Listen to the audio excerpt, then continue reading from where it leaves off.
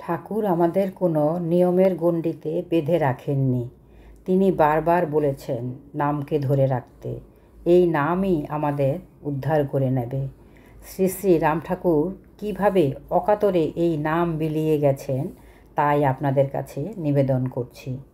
শ্রীদেহের শেষ দিন পর্যন্ত রাম ঠাকুর এককভাবে সকলেরই অতি প্রিয় আপনজনের মতো পূর্ববঙ্গ, পশ্চিমবঙ্গ, ত্রিপুরা, আসাম ইত্যাদি বিভিন্ন অঞ্চলের প্রধানত গ্রামে গ্রামে ঘুরে অযাচিতভাবে নাম অকাতরে বিতরণ করে জাতি, ধর্ম, বর্ণ, স্পৃশ্য অস্পৃশ্য নির্বিশেষে সমস্ত ভক্তকে বেঁধেছেন গুরু ভাই গুরু বোনের মধুর সম্পর্কে।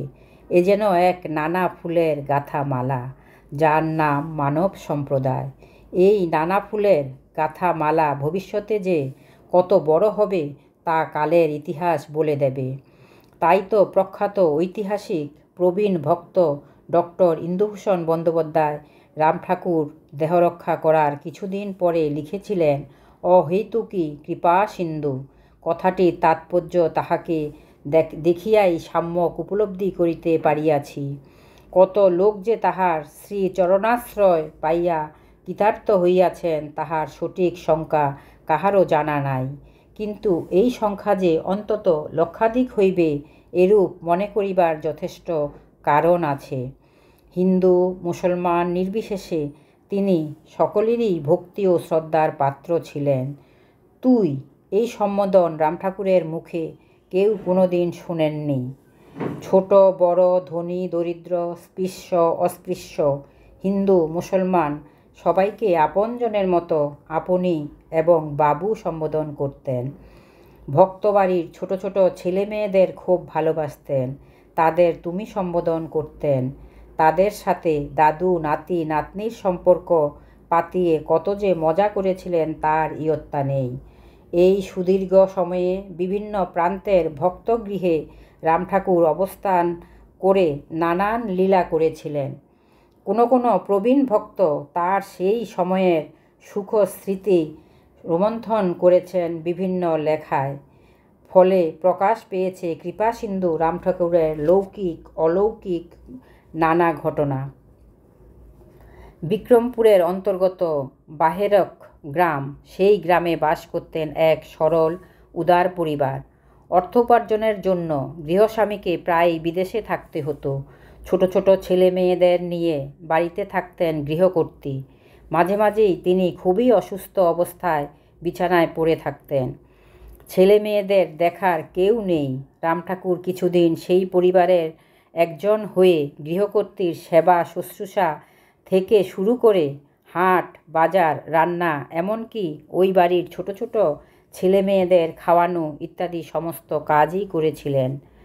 রাম ঠাকুর মজফ্ফরপুরে রোহিণী কুমার মজুমদারের বাড়িতে কিছুদিন ছিলেন। ওনারা স্বামী স্ত্রী দুজনেই দুই বিদ্যালয়ে শিক্ষকতা করতেন। তাদের বড় মেয়ের ডাকনাম খুকি। তখন তার বয়স 6 মাস। বাড়ির কাজের মেয়ের তত্ত্বাবধানে ছোট্ট খুকিকে রেখে স্বামী স্ত্রী দুজনেই শিক্ষকতা করতে বেরিয়ে যেতেন। তাদের এই ব্যবস্থা ঠাকুরের খুব মনোপুত ছিল না। পরের ঘটনা রোহিণী কুমার মজুমদারের লেখা শ্রী গুরু শ্রী শ্রী রাম ঠাকুর থেকেই শোনাই। ঠাকুর নিজের থলি হইতে একখানা মোটা কাপড় বাহির করিয়া 2 ধার সেলাই করিলেন। ওই কাপড়ের সাহায্যে নিজেই দোলনা তৈয়ার করিলেন। ওই দোলনার মধ্যে একখানি পিঁড়ি পাতিয়া তাহার বিছানার পাতার ব্যবস্থা করিলেন এবং একগাছি লম্বা দড়ি দোলনার সহিত বাঁধিয়া নিজের বিছানার উপর অন্য অংশে রাখিলেন। আমরা বিদ্যালয়ে চলিয়া গেলে দুপুরে ঠাকুর খাটের উপর বসিয়া খাতায় গান লিখিতেন। দোলনাটি বেশ উপরেই টাঙানো হইয়াছিল। ঠাকুরকে দোলনা টানিতে নিষেধ করিতাম, কিন্তু তিনি শুনিতেন না। নিজেই দোলনা টানিতেন, ঝি বসিয়া থাকিত বা ঘুমাইত। দয়াল ঠাকুর বারবার বিভিন্ন ক্ষেত্রে তার দয়ার নিদর্শন রেখে গেছেন। ভক্তের ভগবান করুণা সিন্ধু রাম ঠাকুর তার লীলার মাধ্যমে দেখিয়েছেন তিনি পরম দয়াল। দীনদয়াল ভগবান শ্রী শ্রী রাম ঠাকুর আমার প্রাণের ঠাকুর। সবাইকে জানাই রামময় প্রীতি ও শুভেচ্ছা। ভিডিওটা শেষ পর্যন্ত দেখার জন্য ধন্যবাদ।